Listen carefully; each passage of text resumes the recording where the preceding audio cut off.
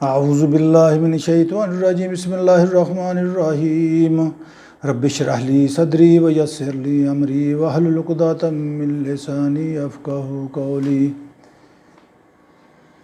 تمام سامعین السلام علیکم ورحمۃ اللہ وبرکاتہ۔ جیسا کہ ہم نے مختصر سیرت محمد صلی اللہ علیہ وسلم کا سلسلہ شروع کیا ہوا ہے، تو آج ہم ویڈیو نمبر 6 ریکارڈ کر رہے ہیں۔ جیسا کہ پچھلی ویڈیو میں نے عرض کیا تھا کہ حضرت حمزہ رضی اللہ تعالیٰ عنہ اور حضرت عمر رضی اللہ تعالیٰ عنہ دونوں اسلام میں داخل ہو چکے تھے، کیونکہ یہ دونوں بڑے سردار بھی تھے، بڑے بہادر بھی تھے، اور ان کا مکہ میں بڑا رعب و دبدبہ تھا۔ تو جب یہ دونوں مسلمان ہو گئے تو کفار مکہ کا زور ٹوٹ گیا۔ اب انہوں نے بجائے لڑائی کے انہوں نے مسلط کی طرف سوچنا شروع کیا، اور انہوں نے سوچا کہ اسلام کی تبلیغ سے آپ صلی اللہ علیہ وسلم کو کیسے روکا جائے۔ تو ایک دن مسجد حرام میں تمام کفار مکہ کے سردار بیٹھے ہوئے تھے اور مشورہ کر رہے تھے کہ آپ صلی اللہ علیہ وسلم سے کیسے چھٹکارا حاصل کیا جائے، اور یہ تبلیغ جو کر رہے ہیں اس کو کیسے بند کرایا جائے۔ تو اسی دن آپ صلی اللہ علیہ وسلم بھی مسجد حرام میں ایک کونے میں بیٹھے ہوئے تھے۔ تو ابو سفیان کے سسر عتبہ بن ربیعہ، وہ جو عمر میں بھی بڑے تھے اور بڑے تجربہ کار تھے، تو انہوں نے سب سرداروں سے کہا کہ میرے ذہن میں کچھ تجاویز ہیں، اگر آپ اجازت دیں تو میں وہ تجاویز آپ صلی اللہ علیہ وسلم کے سامنے پیش کرتا ہوں۔ اگر انہوں نے ایک بھی تجویز مان لی تو ہم اس پر عمل کر کے تو یہ جو قصہ روز کا ہے، دعوت و تبلیغ کا ہے، اس سے چھٹکارا حاصل کر سکتے ہیں۔ تو سب نے اجازت دے دی، انہوں نے کہا ٹھیک ہے، آپ جو چاہتے ہیں وہ جا کے کر لیں۔ وہ اٹھا اور آپ صلی اللہ علیہ وسلم کے پاس آ کے بیٹھا، تو آپ صلی اللہ علیہ وسلم سے کہنے لگا کہ اے میرے پیارے بھتیجے، میں آپ سے کچھ بات کرنا چاہتا ہوں۔ آپ صلی اللہ علیہ وسلم نے فرمایا کہ ٹھیک ہے، فرمائیے کیا کہنا چاہتے ہیں۔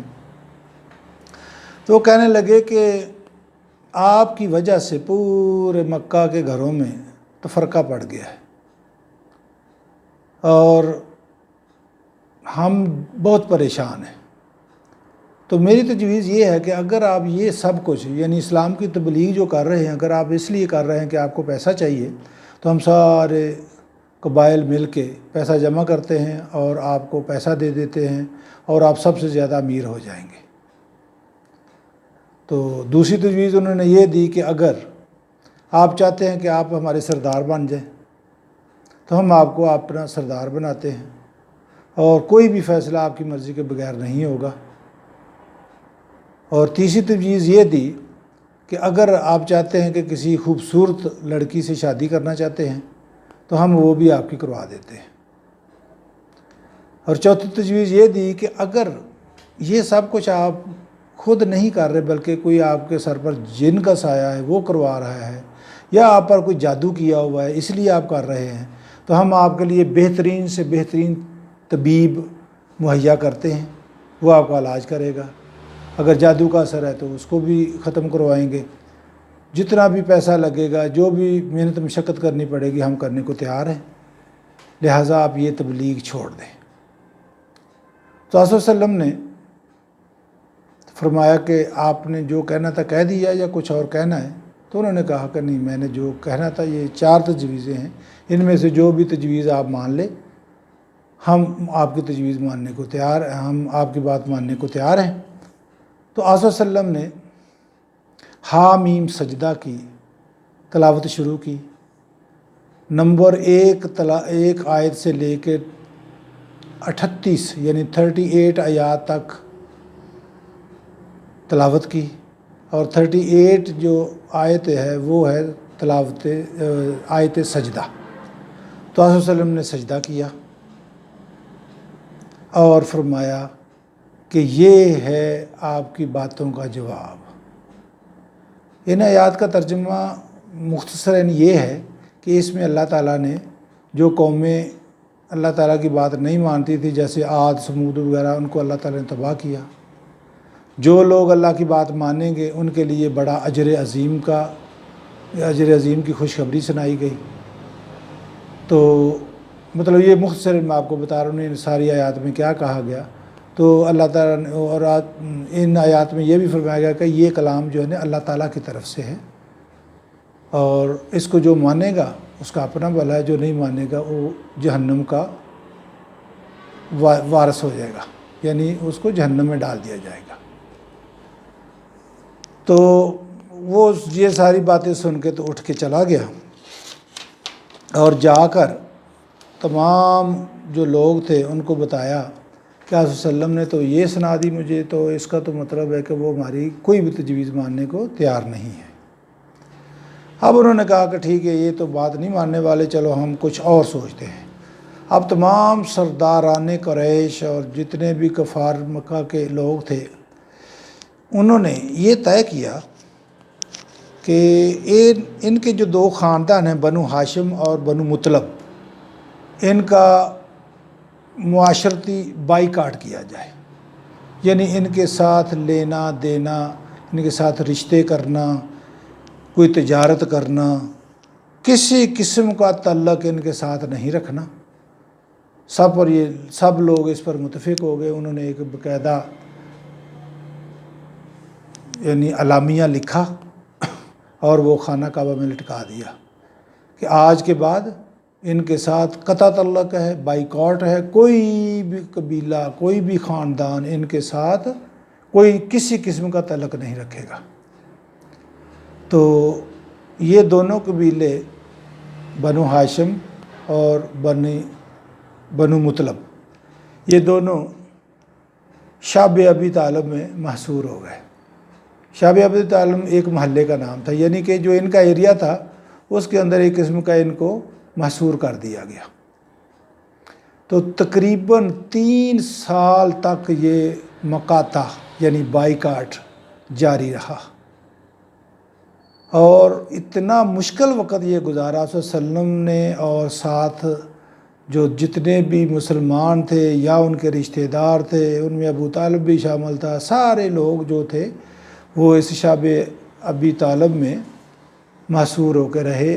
یہاں تک نوبت آ گئی کھانے پینے کو کچھ نہیں تھا، تو اونٹ کی چمڑے جو پرانے کوئی چمڑا ملتا تھا اس کو بوائل کرتے تھے، بوائل کر کے تو وہ کھاتے تھے. تو یعنی اتنا مشکل وقت ہوا کہ بہت ہی مشکل یہ وقت گزارا. تو پھر کچھ سرداروں کو رحم آیا، انہوں نے اس معاہدے کی مخالفت میں آواز اٹھائی، اور ابو جہل نے سختی سے ان کو منع کیا کہ نہیں، اس معاہدے کو کوئی نہیں توڑ سکتا. تو کچھ جو سردار تھے انہوں نے کہا نہیں ہم تو ایسا کریں گے. تو ابو جہل بے بس ہو گیا، اس نے کہا اس کا مطلب ہے تم لوگوں نے پہلے یہ پلاننگ کی ہوئی ہے. لہذا یہ مقاطع جو تھا یہ ختم کر دیا گیا 3 سال کے بعد. اور اس معاشرتی بائیکاٹ کی وجہ سے جتنے بھی لوگ وہاں محصور تھے ان کی صحتیں اتنی خراب ہو گئیں، بیمار ہو گئے، بہت زیادہ مشکلات. بہرحال مقاطع تو ختم ہو گیا لیکن بیماریاں اور کمزوریاں بہت زیادہ تھیں.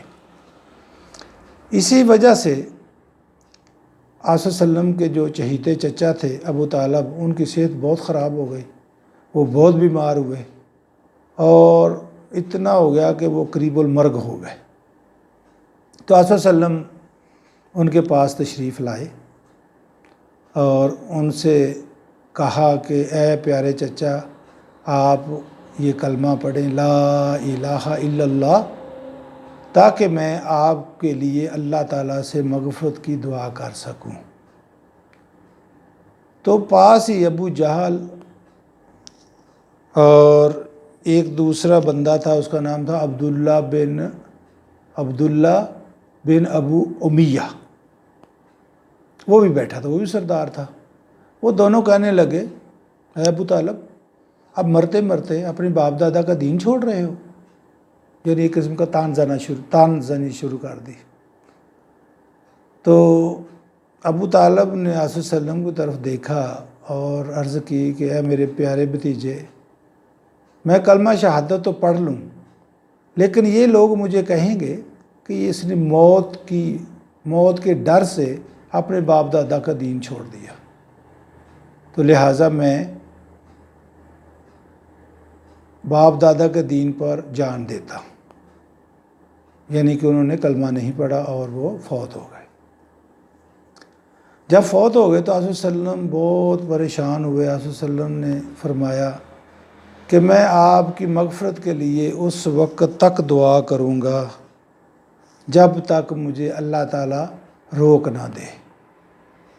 تو اللہ تعالیٰ نے سورہ توبہ کی 113 نمبر آیت نازل فرما دی، جس کا مطلب یہ ہے کہ اے نبی، آپ اور وہ لوگ جو ایمان لائے ہیں کو زیب نہیں دیتا کہ ایک مشرک کے لیے دعائے مغفرت کریں، چاہے وہ ان کے رشتہ دار ہی کیوں نہ ہوں، جبکہ ان پر یہ بات کھل چکی ہے کہ یہ جہنم کے مستحق ہو چکے ہیں۔ یعنی کہ اللہ تعالیٰ نے آصف صلی اللہ علیہ وسلم کو منع فرما دیا کہ آپ ان کے لیے دعائے مغفرت نہ کریں۔ لہٰذا آصف صلی اللہ علیہ وسلم بہت پریشان ہوئے، چپ ہو گئے، اور ابو طالب کی جب وفات ہوئی، کیونکہ وہ آصف صلی اللہ علیہ وسلم کی بچپن سے لے کے سرپرستی بھی کر رہے تھے، ان کے ساتھ محبت بھی بہت تھی، اور کیونکہ ابو طالب جو تھے وہ اپنے قبیلے کے سردار بھی تھے، ان کی وجہ سے دوسرے قبیلے والے ان پر کوئی ظلم و تشدد بھی نہیں کر سکتے تھے۔ لہٰذا چند دنوں کے بعد آصف صلی اللہ علیہ وسلم کی زوجہ مبارکہ، زوجہ محترمہ حضرت خدیجہ رضی اللہ تعالیٰ عنہ، وہ بھی بیمار ہوئیں اور وہ بھی اللہ کو پیاری ہو گئیں، اور آصف صلی اللہ علیہ وسلم پہلے ہی پریشان تھے، آصف صلی اللہ علیہ وسلم کو اور زیادہ پریشانی ہوگی۔ وہ زوجہ محترمہ وہ تھیں جنہوں نے اس وقت ساتھ دیا جب ساری دنیا ان کی مخالفت تھی، ان کے مخالف تھی، اس وقت ان کے ساتھ تعاون کیا جب ان کے پاس کچھ نہیں تھا، دنیا ان کو پریشان کرتی تھی۔ آصف صلی اللہ علیہ وسلم کو حضرت خدیجہ رضی اللہ تعالیٰ نے اپنے سارا مال ان کے حوالے کر دیا کہ یہ آپ کا مال ہے، میرا نہیں ہے، ان کا جیسے چاہیں تصرف کریں۔ جب آپ صلی اللہ علیہ وسلم پر پہلی وحی نازل ہوئی تو آپ صلی اللہ علیہ وسلم پریشان گھر لوٹے، تو انہوں نے آپ کو، آپ صلی اللہ علیہ وسلم کو تسلی دی اور نوفل بن ورقہ کے پاس لے کے گئیں۔ تو بات یہ ہے کہ وہ بہت ہی ہمدرد بیوی تھی آپ صلی اللہ علیہ وسلم کی۔ آپ صلی اللہ علیہ وسلم ان کو اکثر یاد کیا کرتے تھے، تو آپ صلی اللہ علیہ وسلم پر تو غم کے پہاڑ ٹوٹ پڑے۔ یعنی پہلے اتنے شفیق چچا وہ اللہ کو پیارے ہو گئے، 3 دن کے بعد ان کی زوجہ مبارکہ، زوجہ محترمہ، وہ اللہ کو پیاری ہو گئی۔ تو اس سے نا بہت ہی، کیونکہ وہ ان کی بڑی غم گسار تھی، ہر لحاظ سے ان کے ساتھ بہت ہی اچھا تعاون کرتی تھی، جو آپ صلی اللہ علیہ وسلم نے فرمایا اس کے بعد صدقنا آمین کہتی تھی۔ لہٰذا آپ صلی اللہ علیہ وسلم بہت پریشان ہوئے۔ آپ صلی اللہ علیہ وسلم نے اس سال کو عام الحزن، حزن جو کہتے ہیں غم کو، عام کہتے ہیں سال کو، یہ عربی میں عام الحزن، یہ تاریخ میں بھی عام الحزن کے نام سے یہ سال لکھا گیا ہے۔ تو آپ صلی اللہ علیہ وسلم بہت پریشان ہوئے۔ تو اصل میں یہ ہوا کیا